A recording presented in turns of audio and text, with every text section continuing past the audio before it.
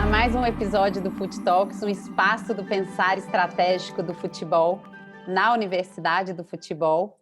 Você que está nos acompanhando pelo YouTube, dê um like, siga o nosso perfil, e você que está no Spotify, também nos siga, porque a cada semana um podcast com uma personalidade que transforma e faz história no futebol. Hoje temos a alegria, a honra de anunciar uma grande personalidade que fez e faz história, Bandeira de Melo. Ele é administrador de empresa, dirigente e político. Durante 36 anos foi executivo do BNDES e aí então assumiu o Flamengo, onde a história está aí para contar tanta transformação, e nós vamos aproveitar esse bate-bola para explorar um pouco de toda essa história. Muito bem-vindo aqui no Fut Talks. Obrigado, Elô.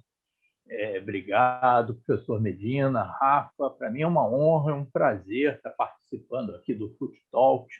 É um prazer estar voltando aqui na Universidade de Futebol, né, que eu já participei de alguns eventos. Lembro de um lá no Pacaembu, né?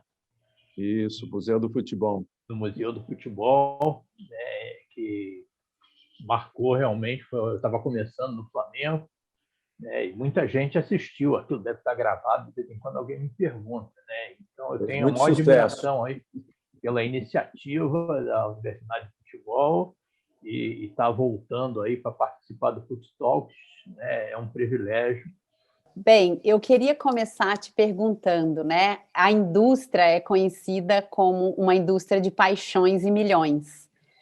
Só que a sua atuação e o impacto que você deixou na sua gestão do Flamengo, a gente pode afirmar que certamente é uma indústria de paixões, de milhões, mas uma indústria de gestão e estratégia. Conta um pouco do que você trouxe da sua carreira de executivo e como foi essa jornada dessas, se você concorda, da combinação paixão, milhão e gestão. Pois é, Lu, eu sempre fui, né, nunca fui cartola, né, nunca passou pela minha cabeça um dia ser presidente do Flamengo, ser dirigente do clube. Eu sempre fui um torcedor de arquibancada apaixonado, e seguia minha vida profissional, né, paralelamente. Ia domingo, quarta-feira eu ia para a arquibancada e o resto do meu tempo, né, eu trabalhava. E quando eu cheguei no Flamengo, vocês acompanharam isso, a situação do clube era absolutamente catastrófica, caótica, né? E a gente tinha que interromper aquele processo de degradação, aquele processo de decadência do clube, e aí nós efetivamente conseguimos fazer isso, deixando um pouco a paixão de lado, e agindo com responsabilidade, com austeridade, né, e principalmente com profissionalismo. No dia que eu encerrei o meu segundo mandato no Flamengo, no meu discurso na solenidade de posse da atual diretoria, eu falei alguma coisa parecida com isso. Eu contei a minha história, né, de torcedor do Flamengo desde criança e tal, e a maneira como eu sou loucamente apaixonado pelo Flamengo, mas é exatamente porque você é apaixonado que em determinados momentos você tem que deixar a paixão de lado e tem que agir com responsabilidade. Você tem que agir com a cabeça. Se eu não fosse tão apaixonado, eu talvez teria deixado a coisa rolar, né, como muitos dirigentes eu sei que fazem, né, e tentam, às vezes, dar passos além do que eles podem. Mas eu não, claro, eu não fiz nada sozinho, né? Tinha uma equipe fantástica comigo, né? Não só dos vice-presidentes, mas dos profissionais que nós contratamos, né? E quando eu falo eu aqui, eu estou incluindo todo mundo, tá? Então, foi exatamente por ser apaixonado pelo Flamengo que eu agi da maneira que agi, né? Que nós agimos da maneira que nós agimos, com responsabilidade, e privilegiando, né, o conhecimento científico, o conhecimento de gestão, abrindo mão de muita coisa nesse meio tempo, né? E foram 4, 5 anos de muito sacrifício, mas feliz porque no final a gente chegou onde a gente queria, né? Eu acho que hoje a nação rubro-negra, né, pode comemorar, pode aproveitar esse beneficiar do sacrifício que ela fez, né? Mais do que ninguém, a torcida do Flamengo se sacrificou e nos apoiou aí nessa jornada. Bandeira, no futebol, né, na cultura do futebol brasileiro, há uma premissa, né, que obriga os dirigentes a primeiro ter o sucesso esportivo para depois ter o sucesso na gestão, na governança, o que, né, nos parece uma inversão total, né, de valores. Né? Todo mundo sabe, né, em qualquer empreendimento, que primeiro você tem que arrumar a casa, você tem que, né, construir os alicerces, né, de uma boa gestão, de uma boa governança, e o sucesso esportivo ele vem ao longo do tempo, né, com essa estrutura. Considerando assim esses 3 aspectos, né, de uma gestão, né, a dimensão técnica, a dimensão administrativa, a dimensão política, que você já falou até um pouquinho, né, na sua primeira intervenção, como é que você vê a tua gestão nesses aspectos, né? Porque eu me lembro que, há algum tempo, você foi muito cobrado, né, por não ter os resultados esportivos como todos os torcedores queriam, né? Mas a gente, né, que acompanha sabia, né, o que estava sendo feito e com que consciência você e a tua equipe estava conduzindo os destinos do Flamengo. Né? Fala um pouco sobre isso, como foi lidar com essas 3 dimensões durante as suas 2 gestões, Bandeira? Olha, Medina, nós estávamos absolutamente preparados para esse tipo de cobrança, né? Até porque a minha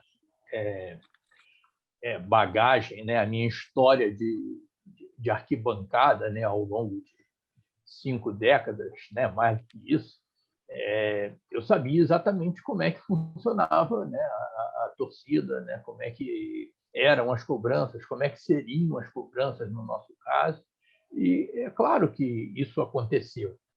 Então, muita gente vinha com aquela conversa, né, de que não, certidão negativa não ganha título, balanço Clube não é banco, né? Clube de futebol clube não é não é banco. banco, né? Então eu quero ganhar hoje, eu não quero saber, então. Mas se fosse para fazer isso, era melhor botar outro, né? Então, se a gente estava lá, era para fazer a diferença, era para fazer aquilo em que a gente acreditava, né? E aquilo que eu falei na primeira pergunta realmente não é para agradar ninguém, mas a maioria esmagadora da torcida do Flamengo nos apoiou. É claro que uma torcida que tem mais de 40 milhões de torcedores, se você tiver 10% jogando contra, né, ou reclamando, já são 4 milhões. Né? Já seria, sei lá, talvez a 4ª torcida do Brasil. Né? É uma torcida enorme. Mas a grande maioria da torcida do Flamengo nos apoiou. Então, eu tenho certeza que eles sabiam que nós estávamos fazendo a coisa certa, ainda que de vez em quando um outro fraquejasse. É normal. Né? Quem é que não fica chateado quando você perde um título numa decisão por pênalti, né? Quando, né, você vê que outros clubes que não têm a mesma postura correta de pagar salários em dia, pagar impostos, né, agir dentro da linha, eles estão ganhando títulos em cima, né, do bonzinho, né? Muitas vezes a fábula da cigarro e da formiga no futebol nem sempre acontece, né? Como tem aquela versão também da fábula de La Fontaine, em que a cigarra no final é contratada por um empresário francês para cantar lá no inverno e deixa lá a formiga injuriada. Ela até fala umas coisas que eu não vou repetir aqui. Mas aconteceu, né? Você vê, para não dizer que eu não estou cometendo nenhuma indelicadeza a citar os nomes. Por exemplo, o Cruzeiro foi um clube que durante a minha passagem pela presidência do Flamengo, ele ganhou 2 brasileiros e 2 Copas do Brasil, uma das quais em cima da gente. E na disputa de pênaltis lá no Mineirão, aquele dia, que o Thiago Neves, inclusive, tocou 2 vezes na bola, mas isso não vem ao caso. Mas a gente já sabia todo mundo sabia que o Cruzeiro estava praticando, estava num modelo de governança totalmente suicida, que mais cedo ou mais tarde ia acabar dando problema como deu. Mas eles ganharam, deram a volta olímpica. E muita gente não perdoa nessa hora. Não, você deveria ter sido um pouco irresponsável, pelo menos. Mas, para isso, a gente não estava lá. Eu acho que um episódio, assim, uma passagem assim, da nossa administração que é emblemático, em que a gente realmente teve que ser muito firme para se obrigar a fazer a coisa certa, foi quando todos os clubes, em 2016, assinaram contratos novos com a televisão.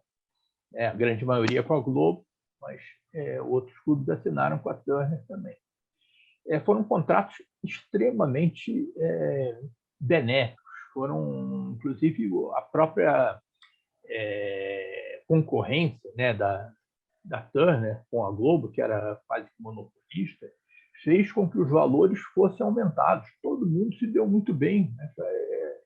Quer dizer, não, Flamengo e Corinthians ganharam mais que os outros, mas os outros fizeram belíssimos contratos. E muita gente ali caiu na tentação de pegar as luvas do contrato e investir imediatamente no time. Aí, com isso, inflacionou o mercado e, quando eles precisaram do dinheiro mais, já não tinham. O Flamengo foi o único clube que, em 2016, reservou uma parte substancial das luvas para serem recebidas pela administração seguinte, que eu não sabia nem quem seria. Então, o Flamengo, se eu não me engano, foram 80 milhões de reais que nós deixamos para serem sacados pela administração que está hoje no Flamengo. A gente não sabia quem seria na época, mas nós entendemos que era a maneira correta de agir. E usamos a parte das luvas que nós sacamos, usamos para quitar a dívida, para zerar nossa dívida trabalhista, e não cedemos à tentação de tentar montar um time naquele momento, que caixa para isso a gente tinha, teria. Eu vi agora eu não vou citar o nome do santo, até porque de santo não tem nada, o que falou, eu não quero saber do longo prazo, eu quero saber do meu mandato, eu quero receber isso daí no meu mandato. Isso daí é de uma irresponsabilidade atroz. E o time dele, também não vou dizer agora quem está pagando preço até hoje por essa irresponsabilidade, e a grande maioria dos clubes foi irresponsável. Eu acho que hoje boa parte do sucesso do Flamengo se deve não só à nossa responsabilidade, mas também à irresponsabilidade dos nossos adversários, que aí a diferença fica mais flagrante. Na hora que o Flamengo está nadando de braçada, os outros clubes estão lá tentando, porque aí, além de gastar as dúvidas, eles começaram a sacar em cima dos valores anuais, descontando isso em banco e tudo. Ou seja, é uma situação realmente lamentável. Agora, felizmente, não foi com o Flamengo. O Flamengo fez a coisa certinha, não ganhamos praticamente nada em 17 e 18, ganhamos um Carioca, invicto, mas, em compensação, formamos um caixa, formamos uma situação patrimonial fantástica que, se o Flamengo tiver e também investimos nas divisões de base, fizemos 2 centros de treinamento, tudo isso gera, vamos dizer, dividendos para o futuro. E tudo isso vai permitir com que o Flamengo ganhe tudo e sempre. Bandeira, quais os números quando você iniciou a administração em 2013 e quando saiu em 2018, os números de receita e despesa e de dívidas, Você tem esses números na cabeça? Tem mais ou menos, a ordem de grandeza. nós, quando chegamos no Flamengo em 2013, nós tivemos que contratar uma empresa de auditoria, a EY, né, para fazer uma auditoria da dívida, porque os números que tinham no balanço eram absolutamente inconfiáveis, né? A primeira ressalva do balanço dizia basicamente isso: não acredite nisso que está aí, porque não tem o menor compromisso com a realidade. Então, nós contratamos a EY fez uma auditoria só da dívida e chegou à conclusão que a gente devia 750 milhões de reais na época. É claro que, ao longo do tempo, né, vão surgindo esqueletos no armário. Hoje a gente sabe que esses 750 eram mais ou menos 800 milhões. E nós tínhamos um faturamento, em 2012, de pouco mais de 200 milhões de reais. Ou seja, a gente devia 4 vezes o faturamento anual, ou quase 4 vezes.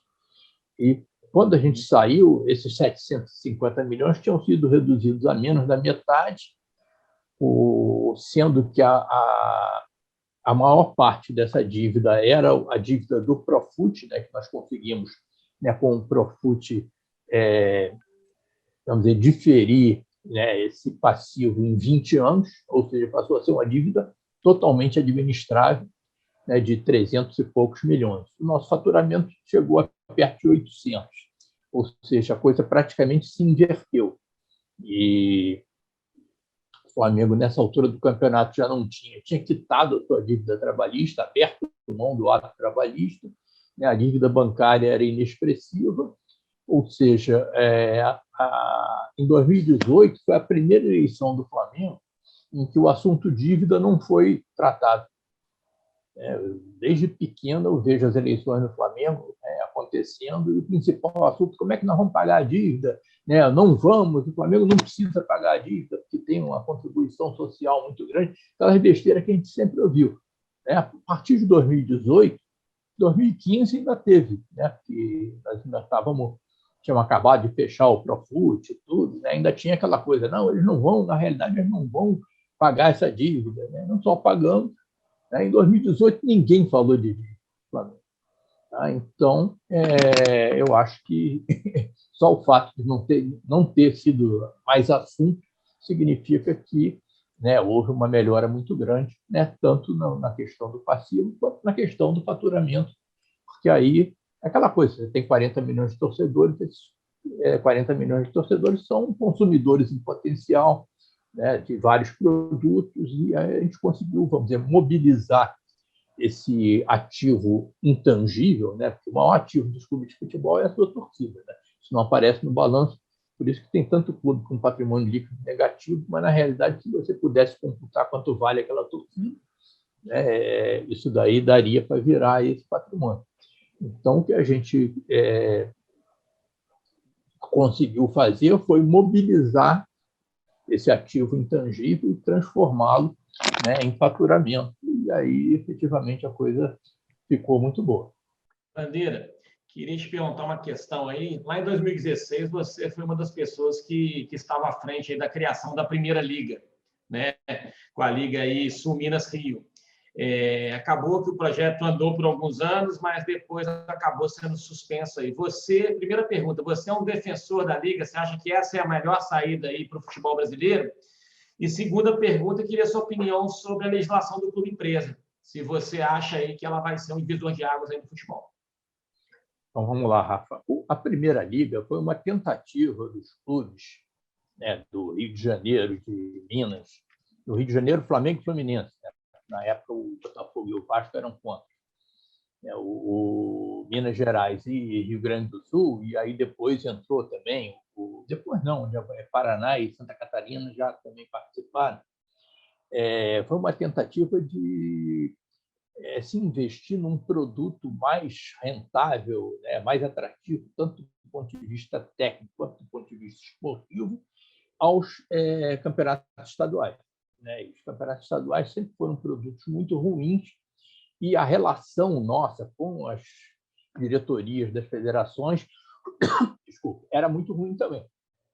Então, a gente não via condição de melhorar até hoje. Os campeonatos estaduais, a gente vamos combinar que podem melhorar muito, mas muito mesmo.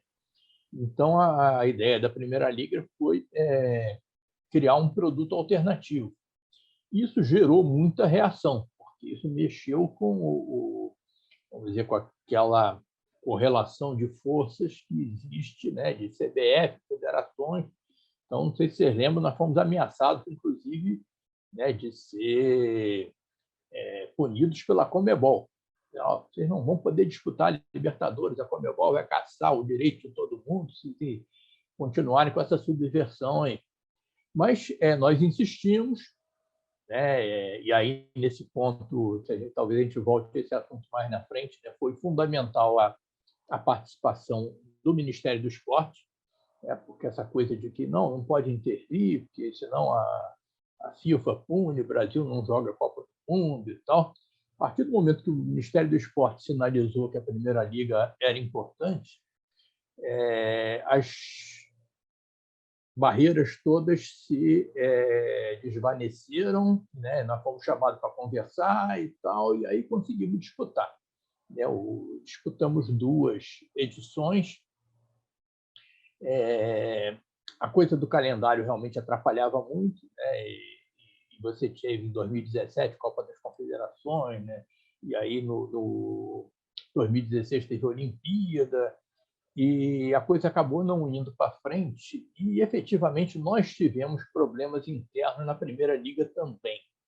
Isso ninguém divulgou na época, né? Mas nós tivemos a Primeira Liga pisou na bola em alguns aspectos, se assemelhando até àquilo que as federações costumavam fazer.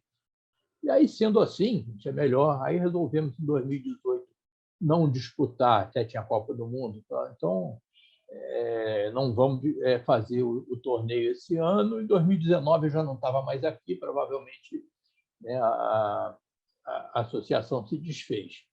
Mas o fato é que foi uma tentativa que eu acho que rendeu bons frutos, pelo menos uma boa experiência. Você perguntou sobre o clube empresa. Olha, o clube empresa, eu acho que é uma coisa interessante. Ele deve ser estudado como alternativa a vários clubes que estão aí. Agora, eu defendo que essa não seja uma solução obrigatória. No caso do Flamengo, por exemplo, eu hoje não seria a favor de transformar o Flamengo num clube empresa.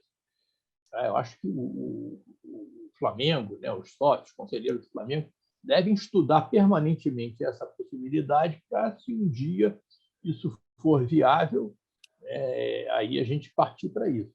Então, nesse sentido, eu acho que os projetos de lei que tramitaram, né, o projeto do deputado Pedro Paulo, tramitou na Câmara dos Deputados, agora está no Senado, né, e com o projeto, inclusive, do presidente do Senado atual, do senador Rodrigo Pacheco, ele até incorpora algumas melhorias em relação ao projeto da Câmara, mas eu acho que, em hipótese nenhuma, deve ser colocado como compulsório que o clube, que é organizado sob a forma de associação, vire empresa.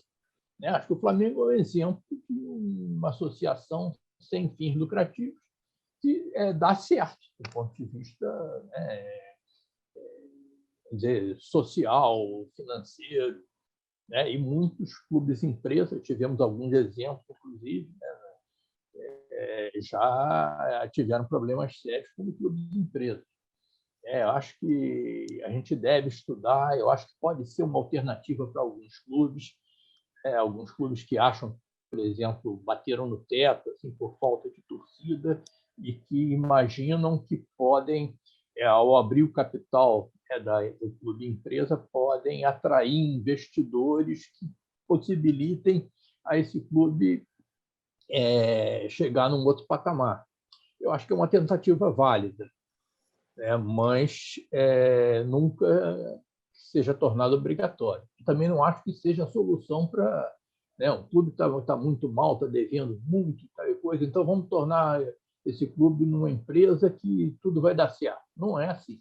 Tá? Isso não é a solução para todos os males. Inclusive porque as discussões jurídicas elas já estão prevendo essa sucessão, né? Elas já estão prevendo, a gente tem feito aí nessa linha, discutindo muito o impacto futuro e os potenciais de transformação do próprio fair play financeiro.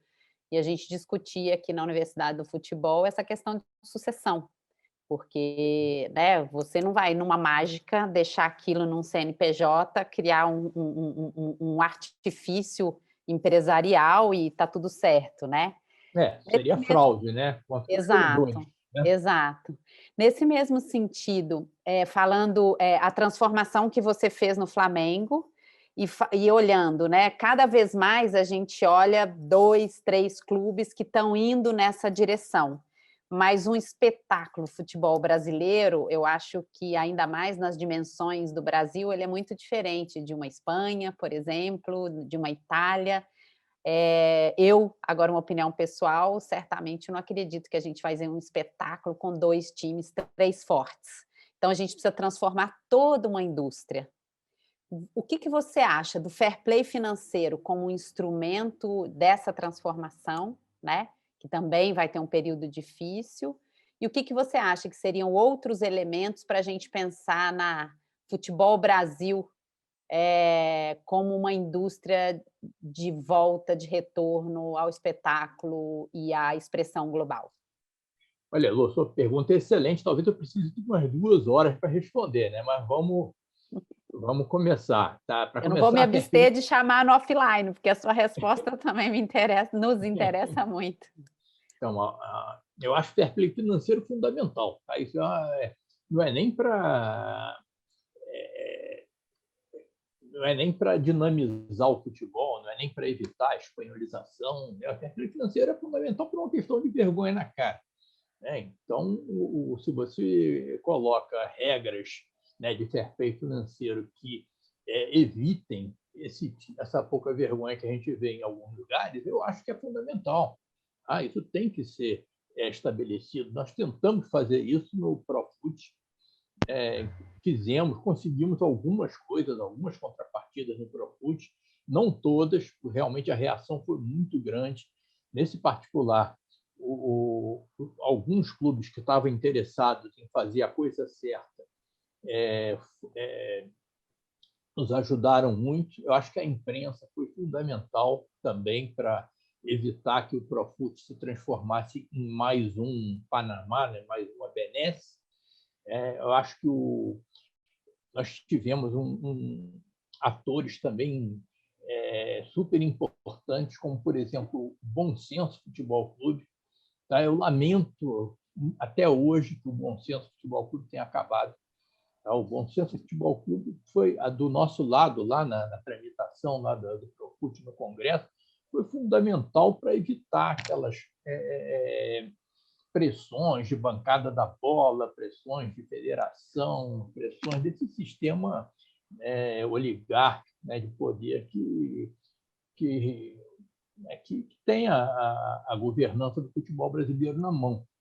E, nesse sentido, né, o bom senso, a imprensa, boa parte da imprensa e alguns clubes foram fundamentais para a gente conseguir fazer, talvez, a primeira coisa, o embrião do fair play financeiro do Brasil. Que acabou que até está funcionando, né, mal e porcamente, mas aquela coisa, uma contrapartida do Profut de 2015. Não, agora só vai valer em 2016, agora só em 2017, só em 2018. Né? E aí acaba que nunca é do jeito que a gente queria, como todas as contrapartidas que a gente queria também fazer no Profut, não conseguimos. Né? E alguns avanços que a gente conseguiu no Profut foram desvirtuados, né, por manobras, como, por exemplo, a mudança no colégio eleitoral para a eleição do presidente da CBF. Né? Isso daí a gente conseguiu, nem era um avanço muito grande, não. Conseguimos passar de 20 para 40 clubes no colégio eleitoral da CBF contra 27 federações. Isso passou, né, foi aprovado, né, sancionado, e a CBF convoca uma assembleia administrativa, não convida os clubes e muda os pesos relativos de voto, ou seja, fica exatamente a coisa do jeito que era. Subverteu-se a vontade do legislador.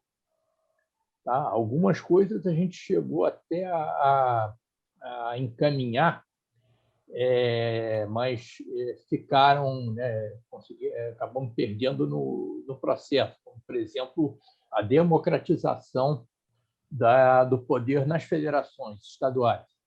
Vocês sabem que o Flamengo, na Federação do Rio, por exemplo, se você pegar Flamengo, Fluminense, Vasco da Gama e Botafogo, que juntos têm 100% da torcida no Rio, se somar os votos desses 4 clubes na Assembleia Geral da Federação, não dá nem 10%. Ou seja, o poder está nas ligas do interior, nos clubes amadores de Fachada, no Piscinão de Ramos, na Lagartixa Azul, no clube da colônia Juliano Moreira. Ou seja, isso elege a federação. Nos outros estados deve ser exatamente a mesma coisa. E a federação elege a CBF. Nós não vamos mudar isso nunca se não houver uma ação firme de mudança de legislação. Nós tentamos fazer, houve inclusive um acordo de liderança, né, em que a gente reintroduzia o mérito esportivo na eleição das federações, mas quando eles perceberam que isso daí ia mexer com o poder, né, dos mesmos, né, eles desembarcaram no dia seguinte, subverteram o acordo de liderança e ficou exatamente do jeito que está. Esse é o tipo de coisa que, para mim, tem que mudar. Eu gosto até de dizer que eu não tenho nada contra pessoal, nem profissional, contra os dirigentes da CBF. Eu acho que tem pessoas ali extremamente competentes e bem intencionadas. E, agora, eu acho que a CBF teria um poder enorme, né, para introduzir um fair play financeiro de verdade, para mudar a governança do futebol brasileiro, para avançar em aspectos em que nós estamos muito, né, mas muito abaixo do que a gente poderia, como, por exemplo, desenvolvimento do futebol de base, próprio, né, desenvolvimento do futebol, né, treinadores. Eu fico, às vezes, me comparando com Portugal. Imaginando o Brasil, parece uma piada de português, né, perto do que o Portugal conseguiu no desenvolvimento do futebol. Você vê quantos jogadores portugueses que você tem disputando a Champions League, a Premier League na Inglaterra. E Portugal, gente, é um pouquinho maior do que Niterói. Portugal é exagero. Mas Portugal tem 10 milhões de habitantes, é muito menor do que a cidade de São Paulo. Então, como é que Portugal consegue isso tudo? E os treinadores portugueses que estão fazendo a evolução aqui, inclusive aqui no Brasil, a gente não poderia, né, investir, né, no desenvolvimento do nosso futebol melhor, em vez de se preocupar só com privilégios, com benesses, com o que está acontecendo hoje. Mas tudo bem, eu acho que das 2 horas eu devo ter ocupado uns 10 minutos, talvez, mas tem muito mais coisa. Né? Nos interessa muito, né? Depois continuar essa conversa, o Medina vai também fazer uma interferência aí, mas interessa muito, porque a Universidade do Futebol, com o nosso propósito de mudar o futebol para transformar a sociedade, né, tem outros aspectos desse futuro que a gente gostaria de continuar explorando, inclusive quais são os elementos, né, que você acredita na transformação dessa indústria. E aí a gente pode ampliar, porque certamente na transformação que você fez, nós temos que acrescentar aí pessoas, tecnologia, que são sempre alavancas de transformação.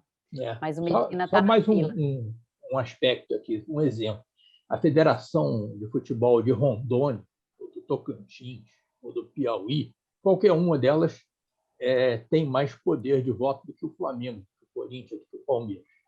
Porque eles têm peso 3 e o clube de Série A tem peso 2. Então, um estado onde o futebol tem dinamismo praticamente zero, manda mais do que um grande clube como o Flamengo, Vasco da Gama, Corinthians. Se você pensar no que está sendo feito no futebol desse estado, essa federação que tem tanto poder político, o que ela está fazendo pelo desenvolvimento do futebol desse estado? Quantos jovens estão formados em Rondônia, no Tocantins? Eles não poderiam estar fazendo, né, com as verbas que eles têm, com o poder que eles têm, não poderiam estar fazendo desenvolvimento do futebol né, focar nas categorias de base, por exemplo, né, e tentar até competir entre eles mesmo, para ver quem forma mais atletas. Isso daí a CBF poderia ajudar. Hoje em dia, o desenvolvimento do futebol de base no Brasil é feito pelos clubes, basicamente pelos clubes. E o Flamengo tem um poder limitado, ele não pode ter 20, 30 equipes de sub-20. O Corinthians é a mesma coisa. Mas se você tiver 300 lá em Tocantins, em Roraima, em Rondônia, no Piauí, isso daí vai ser... ninguém realmente vai segurar o Brasil. Acho que o CBF poderia estar fazendo isso.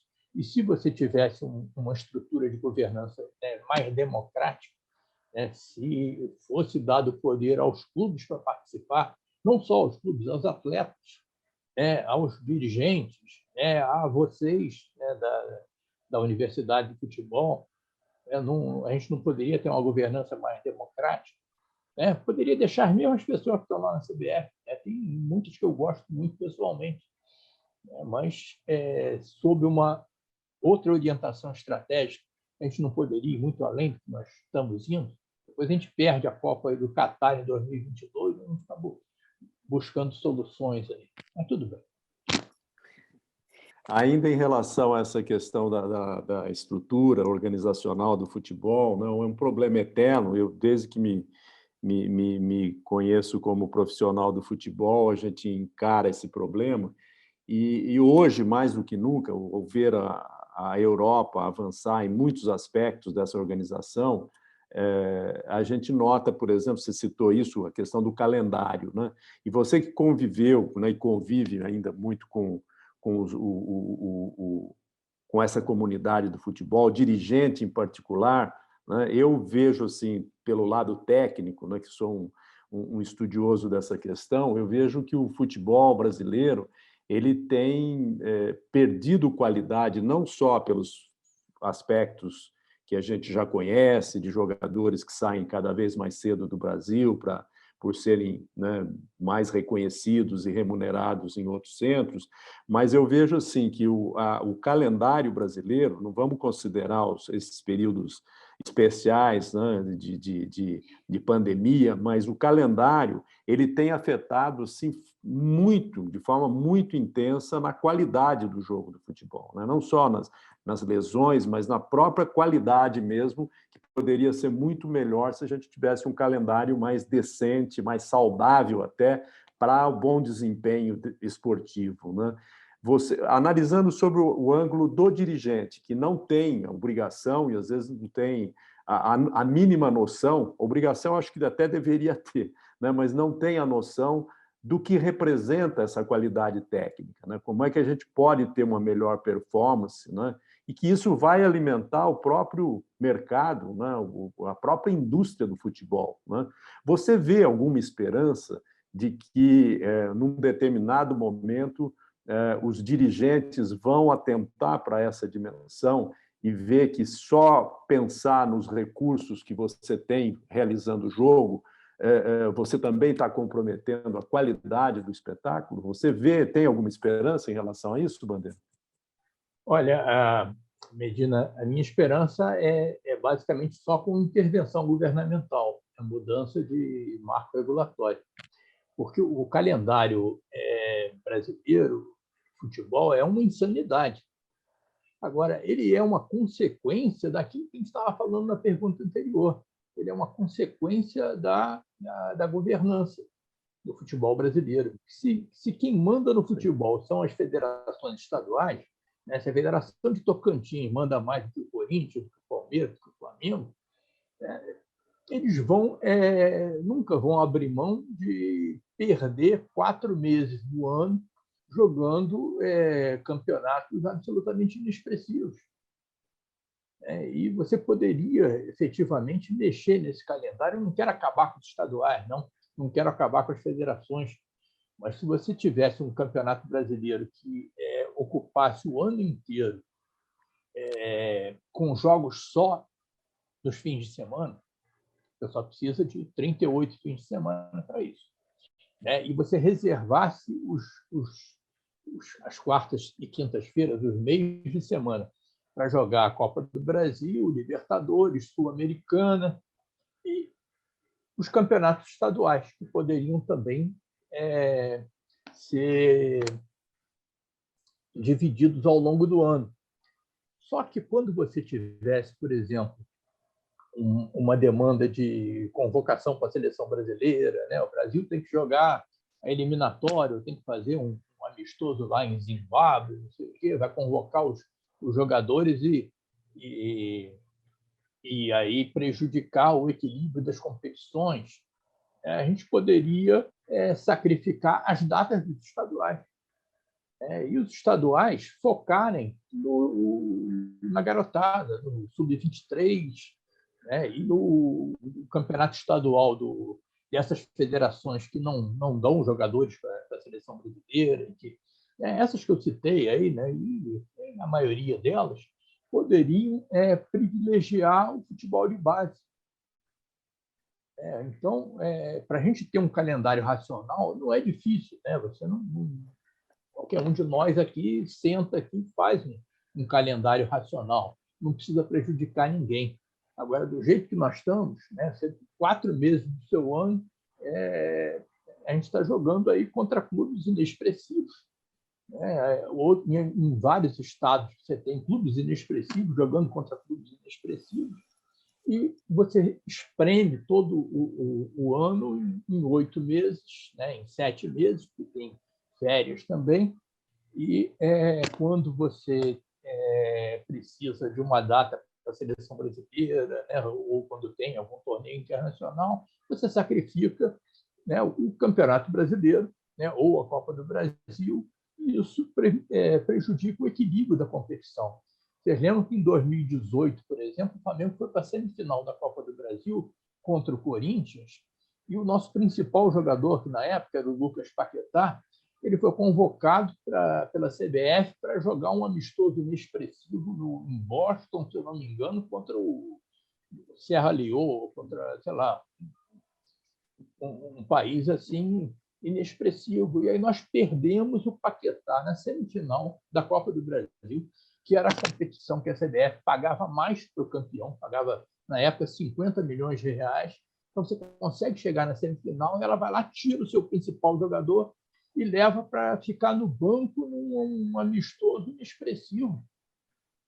E aí nós reclamamos e não, é isso mesmo, não quero saber. E tal.